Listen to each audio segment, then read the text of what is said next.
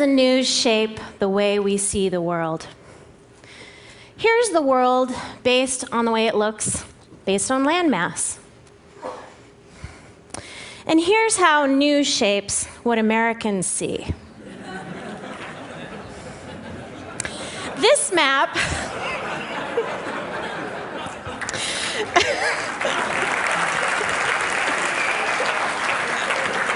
This map shows the number of seconds that American network and cable news organizations dedicated to news stories by country in February of 2007, just 1 year ago. Now, this was a month when North Korea agreed to dismantle its nuclear facilities. There was massive flooding in Indonesia. And in Paris, the IPCC released its study confirming man's impact on global warming. The US accounted for 79% of total news coverage. And when we take out the US and look at the remaining 21%, we see a lot of Iraq, that's that big green thing there, and little else. The combined coverage of Russia, China, and India, for example, reached just 1%.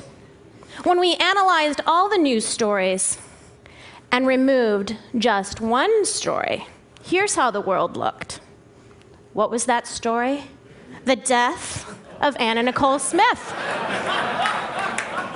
This story eclipsed every country except Iraq and received 10 times the coverage of the IPCC report.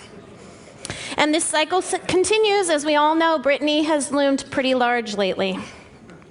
So why don't we hear more about the world? One reason is that news networks have reduced the number of their foreign bureaus by half. Aside from one-person ABC mini bureaus in Nairobi, New Delhi, and Mumbai, there are no network news bureaus in all of Africa, India, or South America, places that are home to more than 2 billion people. The reality is that covering Brittany is cheaper. And this lack of global coverage is all the more disturbing when we see where people go for news.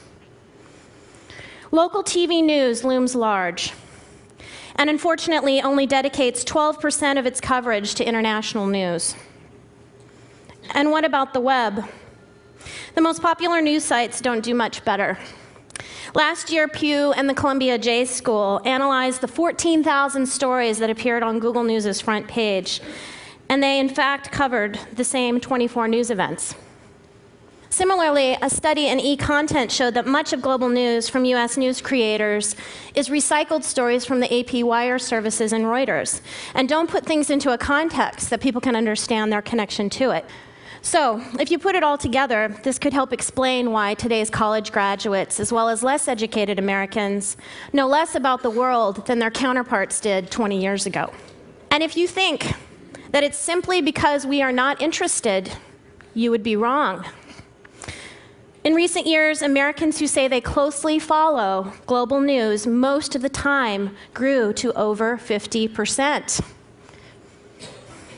The real question: is this distorted worldview what we want for Americans in our increasingly interconnected world? I know we can do better, and can we afford not to? Thank you.